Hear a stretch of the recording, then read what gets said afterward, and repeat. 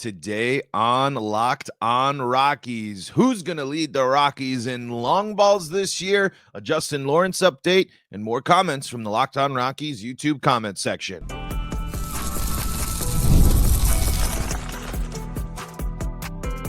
You are Locked On Rockies, your daily Colorado Rockies podcast. Part of the Locked On Podcast Network, your team every day. Rock on Rockies fans, welcome into the Locked On Rockies podcast for today, the 4th day of March in the year 2025. I'm your host of the Locked On Rockies podcast, Paul Holden, bringing you your daily Colorado Rockies talk right here on the Locked On Podcast Network, where you can find your team every day. And if your team is the Colorado Rockies, guess what? You can be part of the show. You can fire off your Rockies hot takes. You can be part of the show by joining us on the Locked On Rockies YouTube comment section. Head over there. There's so many Rockies fans bringing up their big thoughts, their hot takes, all that good stuff. You can see it all for yourself there on the Locked On Rockies podcast. Make sure you find us free and streaming on your favorite streaming services as well. And today on the show, we are going to talk about who is going to be hitting the most bombs for the Colorado Rockies and maybe some players that you should take a look at in terms of maybe some futures in case you're curious of what's going on. It's interesting right now. I'm looking at FanDuel on their props, right, or their future right now for home runs, and only listed right now is Michael Toglia for the Rockies, at least on this page that I'm on right now. I'll keep digging around here, but we'll talk about that. We'll talk about, we're going to dive into a couple of comments here that are asking about home runs, and we'll talk about that and how who's going to be the big damage dealer this year, and should you start believing in Chris Bryant's home run ability yet again? We're going to dive into all that and more on today's episode of Locked On Rockies. Again, thank you so much for making us your first listen of the day. I'm Paul Holden, your host of the Locked On Rockies podcast. Been bringing you this daily podcast now for over 3 seasons, talking Rockies baseball with you all here. So let's start with some of the other news here before we dive into the home runs. Let's talk a little bit about spring training.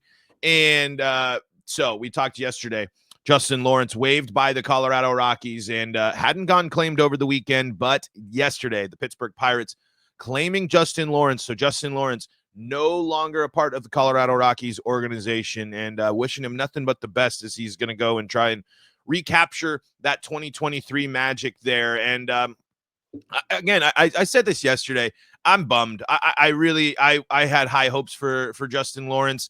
I thought what he was going to bring was going to be super cool. I was really confident in that 2023 carrying over, but it just didn't work. And then, of course, that last appearance we saw Lawrence here in spring with the Rockies, where it was basically kind of all the struggles, all the things we were worried about with Justin Lawrence were back on display right there. And it wasn't much of a sample size this summer or this spring before moving on. But I think the Rockies are in a spot that they're just saying, hey, it is time to do something different, time to go with a younger arm in the bullpen. And you all were reacting to that as well here. So let's take a couple of looks at what the YouTube comments were saying here. Let's see. Hold My Beer says, I was honestly surprised that we waived Lawrence so quickly. They gave Bard so many chances to recover from the yips that I just assumed we'd see the same for Lawrence. Yeah, that's a fair comparison, I think, in terms of allowing the time. I think Bard maybe had that that tenure a little bit before with being with the Red Sox and coming back and being successful. But for the Rockies, yeah, maybe it could have been Bard was the warning sign as well. Maybe trying to, they were like, we went in on the Bard thing. We followed up with Bard. We tried to follow with Bard, and it didn't necessarily work out for us here in the long run. Bard still was a great contributor for the Rockies, and I still think a move that was worth trying. That second extension there was kind of not exactly, but Bard might have been the example the Rockies were looking at and saying, are we going to redo this? Are we going to go through this and pay a guy because he was getting $975,000, I think, on arbitration this year on an arbitration deal for Lawrence? Are we going to pay this guy, and are we going to get these same results and lose ball games because of it? or are we going to go to a young guy, see what we get for a little bit cheaper of a price, and maybe still lose ball games, but we get to get these guys some major league experience. We get another guy to call up and come into the bullpen to replace that. This really makes that bullpen competition a little bit more intense for these guys. We mentioned yesterday Criswell going out with that Tommy John as well. So if you are a young Rockies arm, the opportunity is starting to form here now with two guys that aren't going to be impacting the roster anymore. That now's your chance. Now's your time to shine if you're a young Rockies arm here. Let's get some more here. Let's see. Tanager, I think I got this, but says Lawrence cost the Rocks too many games last year. I'm okay with him being gone. But the follow-up was when we recorded, he hadn't been claimed yet, and said if nobody claims him, maybe send him to the minors to get some work on his control. He's going to Pittsburgh. So let's see. Bum, bum, bum, bum. Here's what Christopher M had to say about not trading Lawrence. Hold up on everyone saying they should have traded him in 2023. You trade relievers who have entered their prime or are older with no team control. You don't trade a guy with 4 years of control and the potential to get better. Who do you think you would have got for him in 2023? Juan Soto? No, you'd get a relief arm prospect, one you have never coached, who's never dealt with the altitude, and whose intangibles you don't know. Sure, you get 3 more years of team control, but that only matters if said prospect makes the show. Lawrence wasn't a ninth inning guy. He wasn't a power pitcher that teams forecast into that role. He was a knockoff brand auto. Teams don't deal great prospects for such guys. So often people bark, should have traded him, but for what? The John Smoltz and Jeff Bagwell cases are rare, very rare. Heck, look what became of the players for Arenado. So all the gnashing of the teeth on this is misplaced. Even Gray and Story, what was offered? Gray would have re-signed had the lockout not been pending. Bad move on ownership. But we keep thinking we are getting some future stud. You get a prospect of questionable future unless you are dealing an ace or an all-time starter level player. It's like the lotto. Sure, you might hit it rich, but most of us at best, it's a $6 payout. And I think that's a good, I think that's a good, explanation there as well. I mean, I think when Justin Lawrence was breaking out and where the Rockies were, and you gave him the fact of the bullpen there, I don't think moving on now is different than, 2023 with the trading and trying to do that stuff. I agree. I was at that time, I thought Justin Lawrence was going to be more of a help for the Rockies on the team as time got better and as he developed. I figured things would kind of would refine a little bit more, would settle in a little bit more, but it just didn't work. And then and it's good points too here. We do get caught up in this, especially with the Rockies a lot of the time. They should do this. Oh, they should trade. Oh, do this. Oh, we have this guy that's certainly able to get us, this guy, this prospect, this thing. And then if you get a prospect, you got to develop that prospect and get him, major league ready. There's a lot that goes in for that type of swap. And so I'm kind of with you. I don't think the Rockies were going to get a massive payday or massive payload for Justin Lawrence there. Obviously, certainly maybe a little bit more, certainly a little more than just having him leave on waivers. But the odds of that actually all panning out, not that high, not that great. But still, though, it's of course you want the team to use the trades to get better. And I agree with the Gray thing. I still personally think the Story stuff was a little mishandled. I personally think that there was a way to get that deal done where there were some enticing things. Especially when you consider that Trevor Story was still contributing there at the last thing, but that can go a little bit deeper into the kind of that whole idea of what were the Rockies thinking after Arenado, and because I'm more of the thing with Story. It's like, okay, you move on from Arenado, let's move on from Story, just try to stockpile. Didn't work out that way, but anyway. Not really who we're talking about, obviously, here. So anyway, best of luck to Justin Lawrence going forward. Let's see if I missed anything here on let's see. Here we go. Timothy says, so I like the Rockies moving on from Lawrence. It shows the depth of good arms, and they aren't messing around with players struggling. I did like Lawrence, but too many walks will hurt you at Coors. Love the podcast, Paul. And Timothy, we can talk Rockies baseball. Just keep posting in the comments here. We're chatting it up here. Thank you so much again for being an everydayer. Let's see. Luxay says, in case anybody's wondering what's happening with Justin Lawrence, Pittsburgh Pirates just picked him up off of waivers, so he's no longer a Rocky. Maybe Lawrence will learn from Paul Skeens and become elite. Wish Justin Lawrence nothing but the best, though. Yeah, it's a bummer, but unfortunately, it is also the nature of the business. And luckily for Justin Lawrence, he got picked up by another major league club, and he's got a chance to go, keep the career going and keep the opportunity going. And hey, you never know. Getting yourself in a new situation, new coaching staff, new philosophy might be the stuff that helps. But, so just getting some of that reaction to Justin Lawrence there, departing from the Colorado Rockies. A bummer, of course. But I want to, we'll just put a pin in it there. Any other reactions you have to Justin Lawrence, let me know in the comments below and what you're thinking there. But anyway, I want to talk a little bit about the game yesterday. And not too much in terms of like, what did we learn? What did we take away from? What I liked from yesterday's game was the fact that it wasn't a lot of the Rockies, really doing damage. Who hit that big home run? Who was that? Sean Bouchard that cleared center field yesterday. I mean, someone hit an absolute bomb yesterday. That was a great sign. I just liked the fact that the Rockies were putting the ball in play, scoring runs, being effective, and some of these guys showing up a little bit here and making a little bit noise. Beck, Bouchard, Sean Bouchard going 4 for 4 yesterday at the dish there and scoring 3 times. Hunter Goodman getting a hit and a walk there and scoring twice and an RBI yesterday. Jordan Beck, great day at the dish, 2 for 4 there with 4 RBI. He had that was who it was. Beck was the one that blasted that ball over the dead. I mean, really hit the heck out of that ball. And again, it was kind of up and down a little bit for some of the pitching staff, but overall, not too bad. The big thing for Diego Castillo and Jack O'Loughlin was the 2 walks there and things getting a little shaky towards the back end of this ball game, especially in the 7th, where this is the Rockies are basically in cruise control here. 8-1 ball game going into the 7th, and then it becomes that 8-4 ball game there. They were able to stop the damage, stop the bleeding, got enough offense to keep themselves out in front, which is great to see. But when you look at this lineup, when you look at the lineup used yesterday, a lot of young guys in this lineup here. I think I'm counting, let's see, Michael Toglia is probably the only starter that was in the lineup yesterday.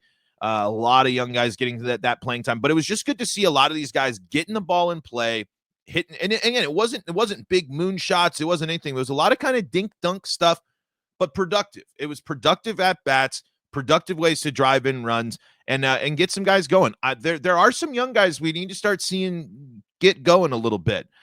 I really need to start seeing something from Greg Jones here. I mean, I know it's not a ton of time, but not much going on from the spring, and I'm still a little hesitant about that trade a little bit.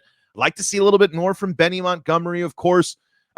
He's been getting some playing time, but not a ton, and it has contributed in a couple of ways. But now's the time I'd like to start seeing some of these guys really starting to set the stage and set the tone for themselves here and make it tough. And when you're talking about that right field, that outfield competition, Sean Bouchard and Jordan Beck performing the ways they did, that's going to be turning the heat up on Nolan Jones as well. The outfield competition is heating up. Those two guys are certainly coming back and saying, "Hey, remember me? Like, don't forget what I can do here. Don't forget what I'm capable of when it comes to the when it comes to contributing for the Rockies here." So again, a nice win yesterday. The Rockies now back-to-back wins here after their first losing weekend of the spring training session. So good to see. Again, it wasn't necessarily a dominant thing. Kind of was getting a little bit not the way you'd like to see the ends of those games, but it's just one bad inning there. Still a 4-run win for the Rockies there. They've outscored their opponents in their last 2 spring training games by a score of 14-5. You'll take that, certainly. A lot of crooked numbers for the Rockies so far this spring, which is great to see. A lot of the times the Rockies are able to put up stuff.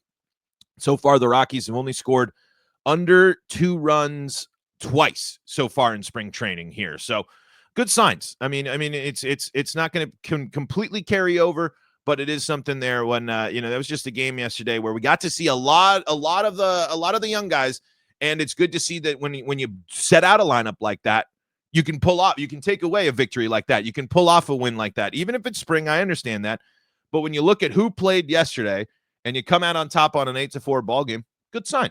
Good sign. All right, let's talk home runs coming up next here in today's episode. We got a couple of questions about home run totals for guys, and we will talk about that and who is going to be the home run leader for the Colorado Rockies coming up next on today's episode of Locked On Rockies. Welcome back into the Locked On Rockies podcast, free and streaming on your favorite streaming services. Thanking you so much for making us your first listen of the day. You can find us on your favorite streaming services and on the Locked On Rockies YouTube channel. And for your second listen of the day, go hang out with our pal Sully. He's got you covered with all things Major League Baseball there, all throughout the league. So we had a couple of comments, a couple of questions from the Locked On Rockies YouTube comment section asking home run totals here.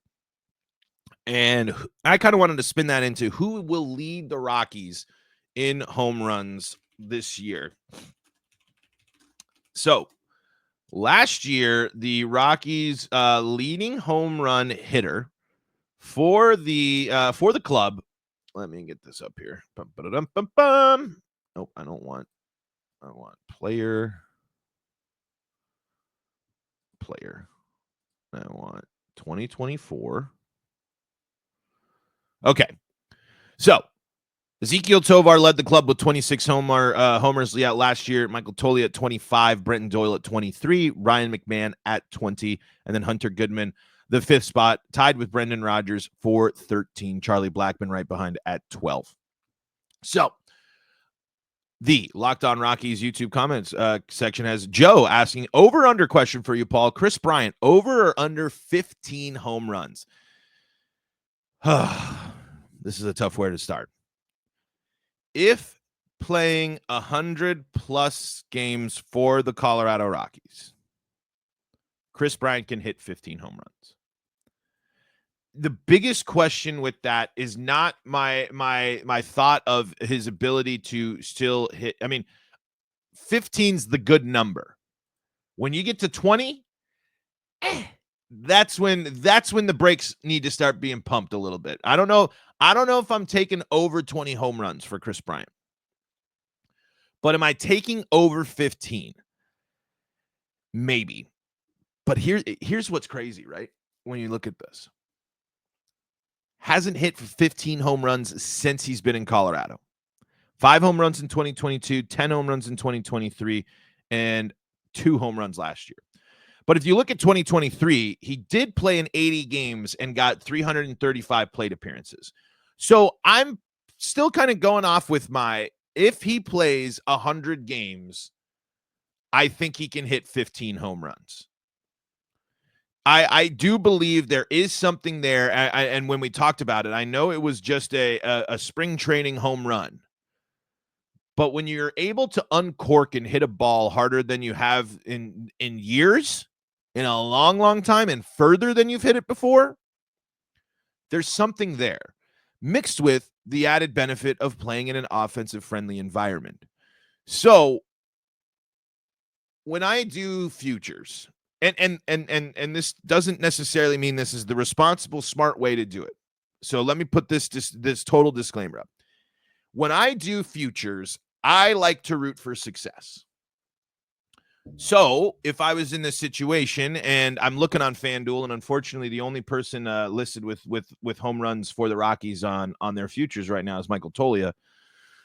But if it was over under 15, 14 and a half, I guess, maybe would be that. Even 15 and a half, I guess, if you're looking for that.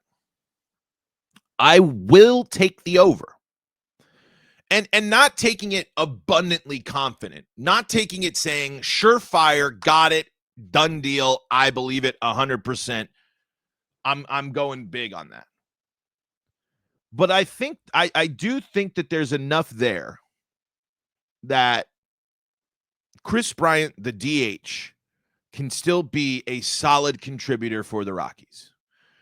And again, but the big question with that contribution is the power, the slugging, the big time base knocks here, because we're looking at a slugging that has been dipping as the career has gone on. And again, obviously that relates to the fact of low games played and things like that.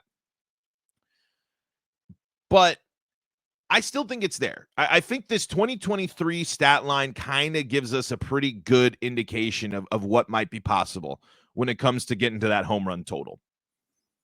But 15 is a good number to sit it at, because I would say he hits like 15 to 17. Totally possible if everything goes well. The health is the biggest thing. I mean, when your back is the problem, that's a problem for home runs. All right, let's see here. Let's see. Drew says, I 100% believe Michael Toglia is hitting 40 home runs this year. And in case you're curious, Michael Toglia over on FanDuel right now listed for futures. Over under 23.5 home runs there. Minus 122 for the over, plus 100 for the under. And I don't think any Rockies fans are going to go over there and be taking the under on Michael Toglia home runs. I mean, I don't know, right? I mean, I wouldn't be rooting for that. But okay, Michael Toglia hitting 40 bombs next year. I do not think that will happen. I think he can hit 30, certainly. But in 116 games last year, he hit 25. And again, the big thing here that we got to remember with Toglia is struck out 147 times. The overall batting line isn't that great. Kind of in that Kyle Schwarber-y type of thing. Because it is like, well, if he hits the ball and he hits the ball well, it's going to be a bomb, right? It's going to be a home run, and he's got that pop. We know he can do it. But 40? That would be 15 more home runs in, what do you say? Let's see. Tovar played 157 games. Doyle played 140. Let's give him up. Let's bump him up to, another 34 games for Toglia last year. I don't think you're getting into the 40. I think you're flirting with 30. I think it's much more realistic that if Michael Toglia is going to hit a big milestone number for home runs this year, it's 30. And I think right now I'm pretty confident in saying that he will be the Rockies home run leader this year.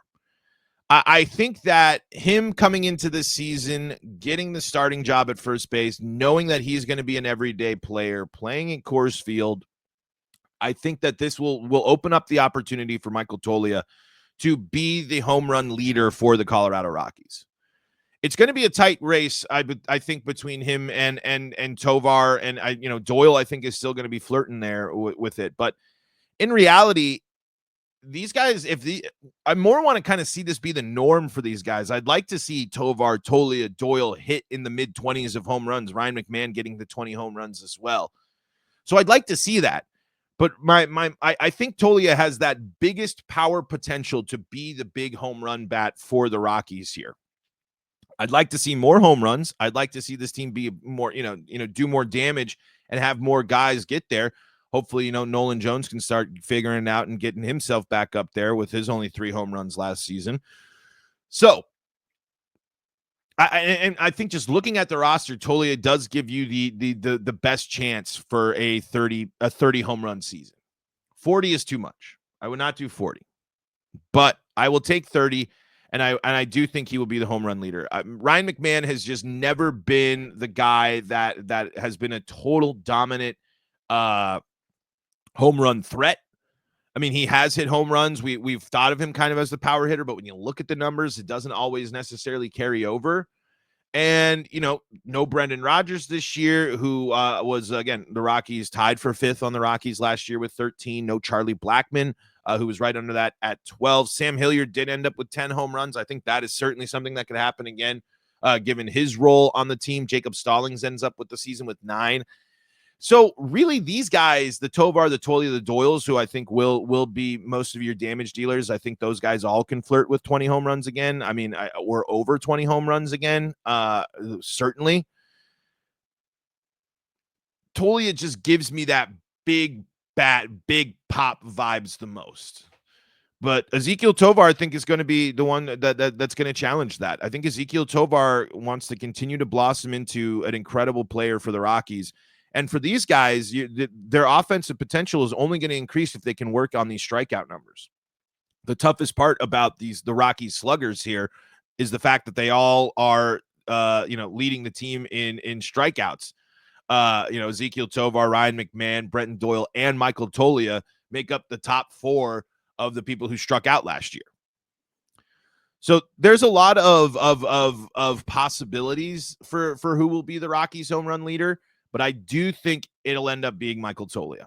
I think Ezekiel Tovar will be close behind. I think Brenton Doyle is going to be able to replicate a 20, hopefully going to be getting back on that 20, keep on that 2020 pace.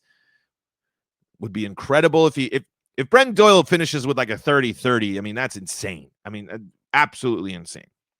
So I'm not taking 40 home runs. I am taking 30, though, Drew, for sure. All right, let's take a quick break. But before we do, who's going to lead the Rockies in home runs? You tell me. Let me know who you think is going to do it. We'll finish out the show with a couple more Locked On Rockies YouTube comment sections. A couple more comments from the Locked On Rockies YouTube comment section. So don't go anywhere. Before we do that, though, got to tell you about the folks that help make this show possible, and that includes FanDuel. We were just reading from FanDuel over there, looking at home run futures, because when the game tips off, the NBA action is just getting started, and there's no better place to get in on it than FanDuel, America's #1 sportsbook. With FanDuel, you can place live bets throughout the game, so even if you miss the opening tip-off or want to bet on a fourth-quarter comeback, you can stay in the action. And if you're looking for a bigger payout, you can even combine your live bets into a same-game parlay. You can use FanDuel's live betting feature to make sure that you're staying locked in to every moment of the game. And the app is super easy to use, and when you win, you get paid instantly. Right now, the new FanDuel customers can get $150 in bonus bets if your first $5 bet wins. Just visit FanDuel.com to join today. That's FanDuel.com for your shot at $150 in bonus bets. Make every moment more with FanDuel, the official sports betting partner of the NBA. Wrapping up Locked On Rockies for today here on the show. And again, who do you think is going to lead the Rockies in home runs? I mean, man, the thing with Chris Bryant, it could be so interesting. 26 home runs, 39, 29, 13, 31, 25. There's possibilities there. There's possibility there if he can just get back into that healthiness and get that swing where he can contribute a little bit more here and see if he can drive that power. Projected home run total by Baseball Reference for Chris Bryant is only at 8. But they only have him playing at taking 311 plate appearances next year. So there's something for you there on that as well. So power, I don't think is necessarily going to be a dominant trend of the Rockies, but certainly some guys that can continue to put the ball over the wall. And if those guys are able to keep at that 20 home run pace, big time moment for the Rockies. But I think a Toglia power breakout could be in the secret sauce for this year's Rockies team. We'll have to see. All right, let's see here. TK says Buddy is starting to fall in love with another veteran player in Martini, just like we wasted at-bats for young guys last year with the Caveman. The same could happen again. I still believe a healthy Herman and Senza and this team can win 70 games, but Buddy could derail that. Young team in 26 will need a young manager. And I don't necessarily think you're wrong. I mean, it's a guy that's certainly been getting some playing time this spring and certainly has contributed there. The Rockies will add some sort of a veteran guy there. Sam Hilliard can kind of fit that role too. But I think you might be reading the tea leaves in a right way there, my friend TK. But we'll have to see if the other guys, as luck says, points kind of out. See if these other guys make enough noise where they are the starters. They are the ones that get the thing there. Because if Martini is the starting right fielder on opening day, not a good sign, not a good thing, and not where we want the Rockies to be this year. Let's see. Christopher back again says, call me crazy, but the Rocks have a chance to contend for a wild card spot in 2026, assuming average health. That means 2025 has to be about learning to win close/tough games. I like Lawrence a lot, but honestly, you only have 40 roster spots. We had a whole year to see that he didn't have the length to be a middle innings guy or the quality to be a late one. I'm surprised they moved so quickly, but if they were already negative on him this offseason, which they were trying to trade him this offseason. We were learning about that yesterday. It does make sense. Relievers are cut every day during spring training, which means a better chance to stow him in AAA. Now, obviously can't do that anymore. This comment was written before the claim by the Pirates. I wonder what they saw behind closed doors. Could just not find a good release point. Was he hard to coach? Won't speculate, but there had to be more we didn't see. And the lack of takers this offseason says something. I do worry, though, that this may be about saving a few $100,000. And if this is true, forget ever contending. That's an interesting little wrinkle there at the end, Christopher. It could be a situation where they were sitting there saying it's nearly $1 million. Are we, can we get the production? I think there was a whole mix of things, and I think you hit on a lot of that stuff there. I think last year, unfortunately, was such a step back for Lawrence that I think the writing was probably on the wall a little bit sooner rather than later. Wanted to see if the offseason, if they were able to adjust and get things. But yeah, maybe there is more there, but I don't know. I just don't think maybe it just wasn't working there between what they were trying to do with Lawrence, and now he's got an opportunity to go do some, go try again there with another team here. All right. And then we answered the over-under question for 15 home runs for Chris Bryant. So we hit all of our YouTube comments today. So remember, if you want to be part of the show, keep firing off those Locked On Rockies YouTube comments there. We love hearing from the Locked On Rockies fan base, the everydayers out there. That is going to do it for today's episode. Thank you so much for making us your first listen of the day. You can find us free and streaming on your favorite streaming services and on the Locked On Rockies YouTube channel, where you can be part of the show. You can go check out Locked On MLB for your second listen of the day. And if you need more Colorado sports coverage, Locked On Broncos, Locked On Avalanche, Locked On Nuggets, and Locked On Buffs, all available for you, free and streaming as well. Until next time, folks, this is Paul Holden saying so long from the Locked On Rockies podcast.